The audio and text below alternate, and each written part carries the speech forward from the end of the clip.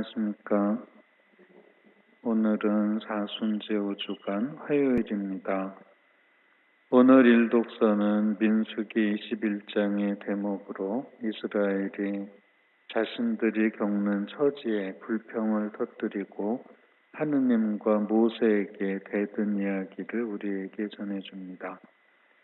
탈출기에도 이런 이야기들이 많죠. 배가 고프다, 만나는 질렸다, 노예 생활하던 화덕 옆에 고기를 쌓아놓고 먹었는데 이런 목마르다 여러 불평들이 있었는데 때로는 만나를, 때로는 메추라기를, 때로는 물을 터져 나오게 해주셨습니다. 그런데 오늘 이야기는 불평 이야기는 동일합니다만 징벌이 따라 나오는 얘기입니다. 하느님께서 불뱀을 보내줬고 그 뱀에 물려 많은 사람이 죽었는데 잘못했다고 하니까 이제 구리로 뱀을 만들어서 걸어놓고 그것을 보는 사람은 치유를 받았다.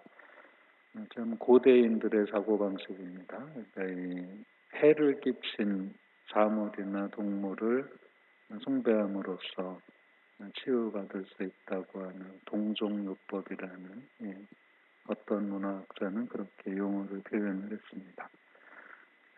사실 그런 고대인들의 사고방식에서 비롯된 이야기이겠습니다만 우리가 묵상을 해본다면 아담의 죄 이후로 늘 죄의 결과는 죽음입니다. 그것이 부분적이든 내적이든 간에 우리의 생명을 앗아간다는 점에서는 차이가 없는 것이죠. 기둥에 높이 들린다는 말, 그러니까 구리로 뱀을 만들어서 높이 달았다. 이 상징을 예수님께서는 요한복음 3장에서 니코데모에게 모세가 광야에서 뱀을 들어올린 것처럼 사람의 아들도 들어올려져야 한다 하고 말씀을 하십니다.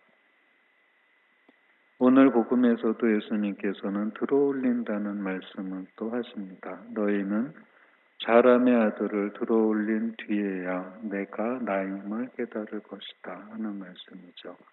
이 말씀은 오늘 민수기의 말씀과 요한복음 3장에 나오는 말씀을 떠오르게 합니다. 사실 높이 들어올려진다는 것은 영광스럽게 된다는 겁니다. 우리가 출세한다, 높은 자리에 오른다고 얘기하지 낮은 자리로 가는 걸 출세라고 하지 않죠. 꼬마들, 애기들을 봐도 사람은 높은 곳을 좋아하는 것 같습니다. 조금 걸음을 떼면 의자 위에도 올라가고 피아노 위에도 올라가고 그렇게 하잖아요. 그리고 어디 관광을 가면은 꼭 빠지지 않고 가는 데가 전망대입니다.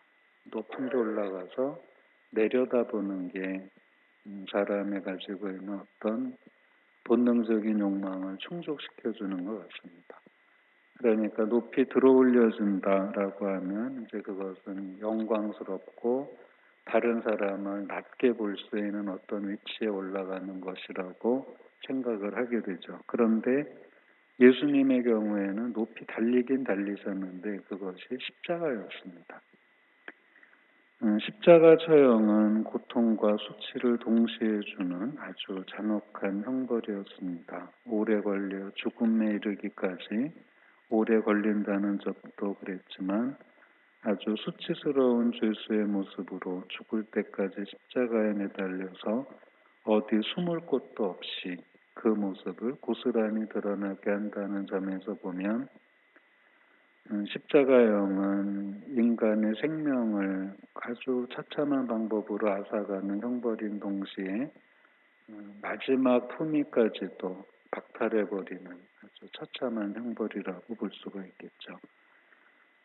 그런데 우리는 이 고통스럽고 수치스러운 형벌의 상징인 십자가를 구원의 상징으로 믿고 있습니다. 높이 들려있는 구리뱀을 쳐다본 이스라엘 백성은 생명을 얻었습니다. 또 높이 걸려있는 예수님의 십자가는 우리에게 생명을 줍니다. 이제 다음 주간이 성주간이죠. 이 성주간은 특별히 그리스도의 순환과 구원의 신비를 묵상하게 해줍니다. 우리 가정이나 방이나 거실이나 어디엔가는 걸려있는 그 십자가를 한번 진지하게 바라보면서 그 높이 달려있는 십자가가 나를 구원한다면 어떻게 구원하고 있는지, 또 어떤 방식으로 우리를 구원으로 초대하는 것인지, 십자가와 나와 무슨 상관이 있게 내가 살아가고 있는지 한번 성찰해 보면 좋겠습니다. 잠시 묵상하시겠습니다.